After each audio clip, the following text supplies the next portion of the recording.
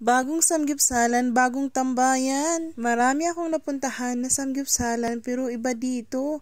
Napakamura at masasarap ang kanilang pagkain. Marami nga silang side dishes na pwedeng pagpipilian. Located pala ito sa Pugis. Malapit lang sa Pugis Elementary School.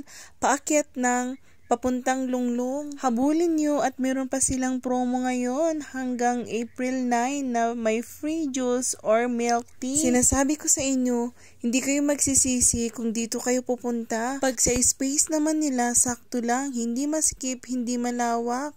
Nakaka-relax na kumain kasi hindi mainit. Kaya nga bumalik nga kami ulit, pangalawang beses na kaming pumunta dito kasi for only $1.99 sulit na sulit. At dahil low carb tayo, ayan, yung carne lang yung kinakain ko kasi bawal tayo sa mga high carbs. Kunti na nga lang yung kinain ko dyan na kimchi kasi alam ko na hindi yan pure low carb.